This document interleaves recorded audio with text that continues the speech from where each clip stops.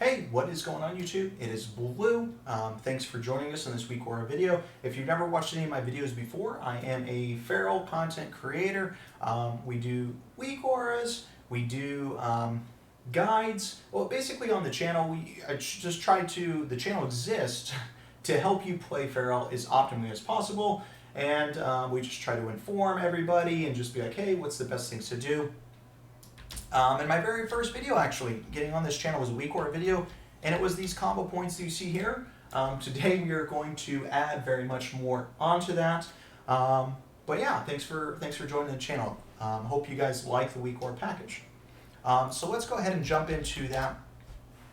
So we do have the week aura package. This is my feral package that I like. A little bit about me is when I first started playing feral, basically I did the same thing you did. You look through all these week aura packages. Nothing really spoke to me. Usually when I saw the week aura packages, it was just like a big bar right here with a whole bunch of spells. For me, it was overwhelming. I don't like to see the spells because I actually like to have the spells here, so I don't really like to have a ton of duplicates. But then also, I want my view to be, right here. And I don't want it to be cluttered with too much, okay? You may look at this and be like, oh, this is already too much. That is fair. But I can tell you, as somebody who has played feral for a very long time, what you see here is what you need to know to play the spec optimally, okay? So basically, I went ahead and created this with as much detail as possible. And then I exported this, copied all this information. I put this string on a website to basically be used by you, and then you go ahead and click import and you paste it in. Once you paste that, you're going to get this. Feel free, you guys, change it up, do whatever you want. There is a lot of detail in here, detail for you, also for me. I like my things being very detailed, but you can change this. It's not going to affect my week auras at all. My week auras are up on the website. They're not changing. So go in here and change things exactly how you like. Do not be afraid. If you mess up, delete this whole package, redo it again. That's how I started learning week auras for myself. But basically, let's go ahead and get into it. Get into what the week auras are about. There's a few changes that we've made. So what you see here is you see your combo points. They're going to highlight in red.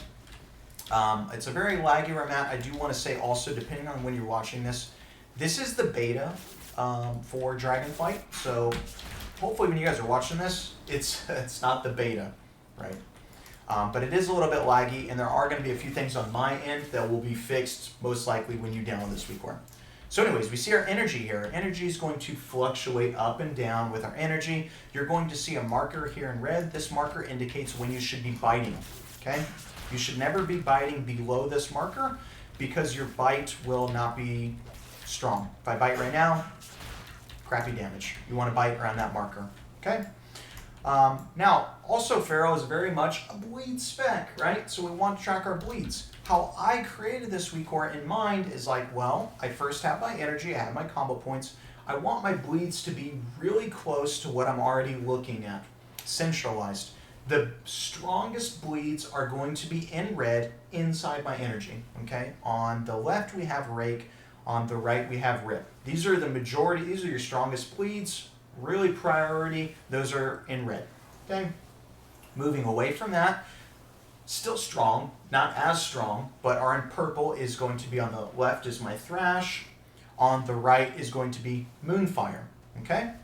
And then on the very outer edge is sunfire. This will happen occasionally if you're convoking or if you're trying to do a specific build where you're owl weaving with Heart of the Wild and you want to track your sunfires.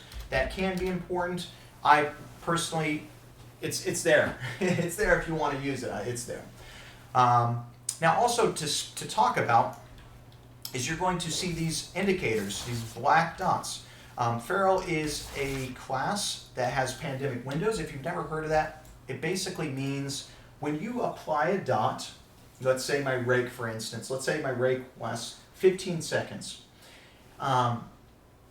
Usually you don't want to wait till those dots fall off. You want to reapply them. Well, pandemic window says if you apply a 15 or a 12-second rake, for instance, and it's down to 3 seconds left, if you apply it with 3 seconds left, it's going to take that initial value and it's going to add it to your new rake. So if rake was 12 seconds plus the 3 seconds left over, now it's a 15-second value. So basically that's how these pandemic windows work.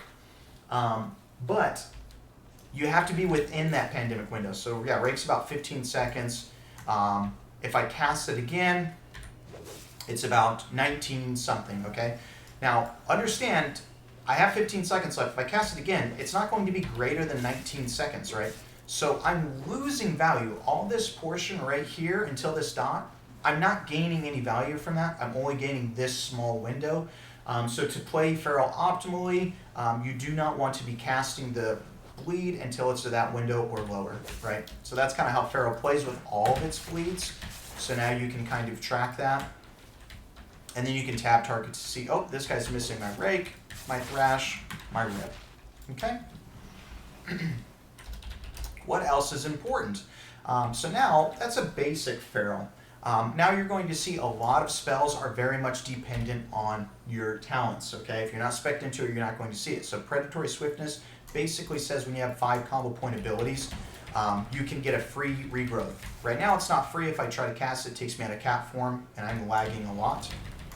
Or I can cast it right now, and you're going to see it right here, indicated right next to the combo points, because that's where I look. So it says if I cast it, it's free, doesn't take me out of cat form. Also, you're going to see blood talents. You need to be talented into that, which I am. Casting 3 spells within a few seconds gives me a blood talents proc. It's very center of the screen because this is the most important thing that you need to be really monitoring. So I have two procs of it right now. If I bite, I only have 1 proc, and if I bite again, I just wasted that proc, and now I have to reapply it.